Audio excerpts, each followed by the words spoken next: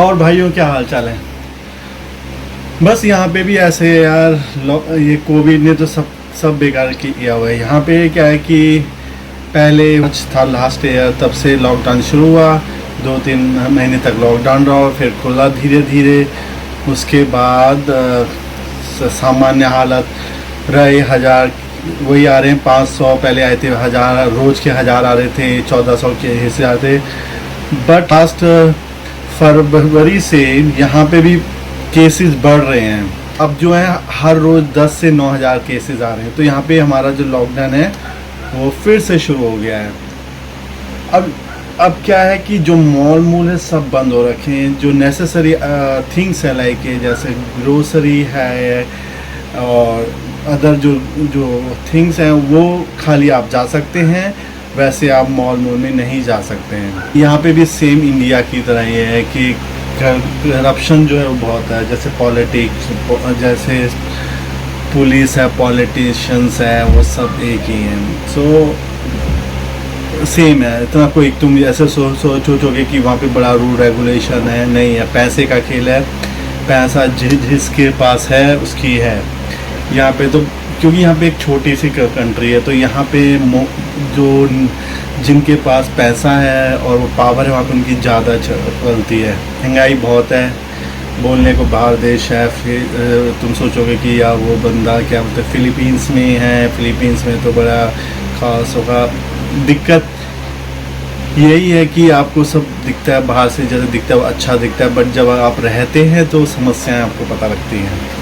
मैं यहाँ पे रह रहा हूँ 10 साल से, तो मुझे तो वैसे कोई ज़्यादा इतना वो है, मतलब ठीक ही है जैसे। बट ये है कि यहाँ पे थोड़ा यहाँ पे जैसे कि ज़्यादा आपको आपके विचारों के लिए वो फ्रीडम है। मीन्स आप जैसा रहना चाहते हैं, जिस तरह से एंजॉय करना चाहते हैं, किसी को सोसाइटी को खुश करने की कोशिश नहीं है। मतलब आप जैसा रहना चाहते हैं, एंजॉय करना चाहते हैं, खाना चाहते हैं, पहनना चाहते हैं। मैंने अपने पहले वीडियो में कहा था कि इंडियन जो है यहाँ पे 7 से 8 हज़ार के बीच लोग हैं। अब इंडियंस में ये है कि जो इंडियंस आते हैं यहाँ पे, जैसे कोई एक्सपर्ट्स आते हैं, जैसे बीपीओ एक्सपर्ट आते हैं, उनको तो जो वहाँ की जो कंपनीज हैं वो भेजती हैं। कंपनी की सैलरी के हिसाब से करती हैं। बट बहुत से मतलब ज़्यादातर जो लोग मतलब 60 से 50% जो लोग हैं वो खुद ही यहाँ पे सेटल हुए हैं। जैसे कि हमारे सरदार भाई लोग हैं, उनमें से ज़्यादातर जो है वो खुद ही सेटल हुए हैं। मतलब उनके पास इंडिया में क्या बोलते हैं पैसा है और ज़मीन जायदाद है, तो वो वहाँ पे सब मतलब बेच बूझ के, मेरे ख्याल से, तो मैं नहीं बोल रहा कि बट ऐसा ही है। तो उनके पास जो यहाँ पे वो आते हैं, बिजनेस अपना वो फाइनेंस इन्वेस्टमेंट का जो काम है वो करते हैं, शुरू करते हैं। और तब वो तो सरदारों भाइयों का तो ये है कि जब वो एक आ गया तो दूसरा भी आ ही जाएगा।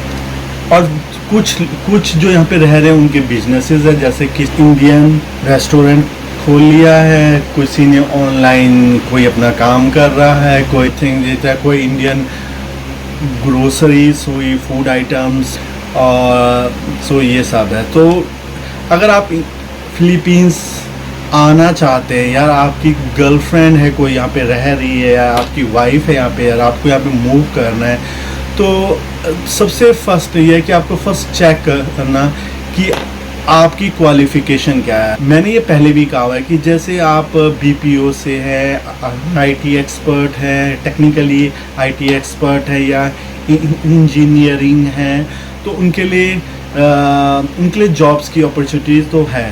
क्योंकि उसके लिए क्या है कि आपकी एक स्किल होती है स्पेशली, जिसकी डिमांड जो होती है वो हर कंट्री में होती है।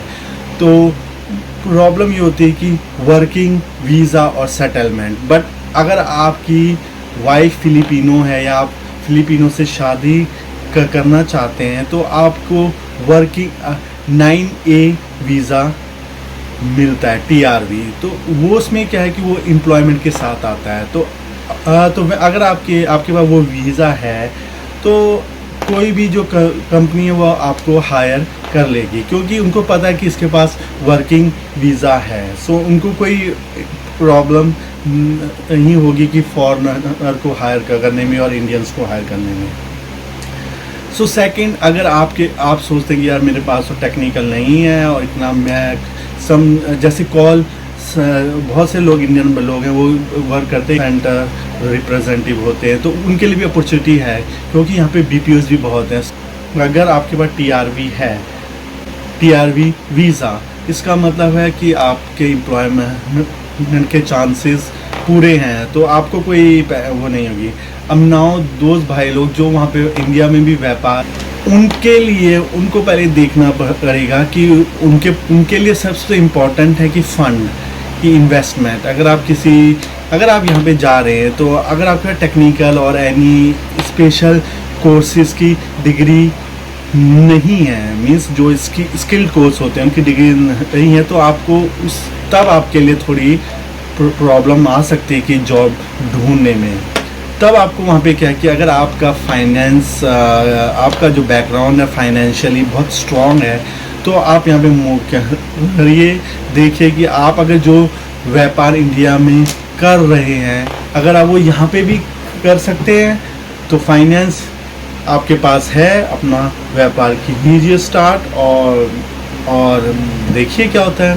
सबसे बेस्ट है कि जैसे आईटी कंसल्टेंट और जो होते हैं उनके पास फ्री लैंसिंग का स्कोप बहुत होता है। फ्री लैंसिंग का स्कोप ये होता है कि जैसे कि आप अगर इंडिया में हैं और बहुत फ्री लैंसिंग साइट है, अपवर्क है, freelancer.com है, आप इंडिया से ही अगर आप किसी फिलिपिनो के साथ डेटिंग कर रहे हैं और आपको लगता है बहुत टाइम हो गया और आपके बहुत पर्सनल अटैचमेंट है और आप बहुत देखते हैं आप वो फ्यूचर पार्टनर, तो आपको जो प्लानिंग है वो अभी से करनी चाहिए कि जैसे यार अगर मैं वहाँ पे जाता हूँ तो फर्स्ट टाइम अगर मैं जाता हूँ खुद के थ्रू, तो अगर मैं वहाँ पे जाता हूँ 1 वीक के लिए 2 वीक के लिए उसको देखता हूँ, उसकी फैमिली से बातचीत करता हूँ, मिलता हूँ, और अगर थिंग्स गुड रहती हैं, अच्छी रहती हैं आपके साथ, तो नेक्स्ट टाइम जैसे आप जाएंगे तो आपको ये होना चाहिए कि मैं कहीं भी रहूँ, चाहे मैं फिलीपीन रहूँ, इंडिया में रहूँ, मेरे पास कुछ जॉब हो, सपोर्ट हो। इससे हेल्प मिलता है कि आप वहाँ पे अब लोग आते हैं यहाँ पे लाइक 3 वीक्स के लिए आते हैं, देन वो अपना जो वीज़ा है वो एक्सटेंड करते हैं 1 month 2 month. So how long you can extend, how long you want, at least 16 month और 18 मंथ्स आई थिंक, और 2 years आई थिंक। सो अब 2 years आप अपना फंड तो वो नहीं करेंगे। तो अगर आप स्मार्ट है, इंटेलिजेंट है, आप फ्री लैंसिंग जॉब कर सकते हैं, तो why not you start now, and when you go here you can same time you can hang out, you date and live in relationship or whatever you want, and same time you can work and support yourself, खुद को support कर सकते हैं। so ये thing है।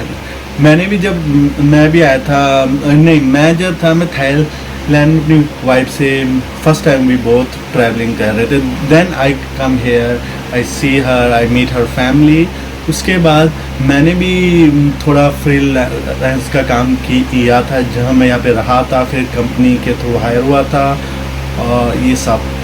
Now the world is small, so you can find someone online. So you have to be prepared. If you really want to marry for the foreigner like Philippines or whatever, so you should be planned that if you ever you move,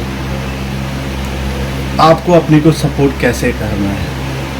okay, and most important thing, अगर आपके पास family की blessings है, ये बहुत help करती हैं, specially when अगर आप दूसरी कंट्री में जाना चाहते हैं, रहना चाहते हैं, तो उनका सपोर्ट बहुत इम्पॉर्टेंट है। मैं ये भी चाहता हूँ कि मेरे कुछ वीडियो मैं जाऊँ, ड्राइव में जाऊँ, आपको दिखाऊँ कि यहाँ पे मॉल कैसे होते हैं, यहाँ के जो स्मॉल स्टोर्स कैसे होते हैं, और अगर यहाँ पे इंडियन रेस्टोरेंट्स हैं, आपको मैं दिखाना चाहता हूँ। पर यह कि लॉकडाउन है, सो अभी जो मेरे वीडियोस हैं वो मैं जस्ट आपको बता रहा हूँ, एक थ्योरी जस्ट एक वॉक थ्रू कि यहाँ पे जो लाइफ है वो कैसी, यहाँ के लोग कैसे हैं, इंडियंस कैसे हैं, ये सब है।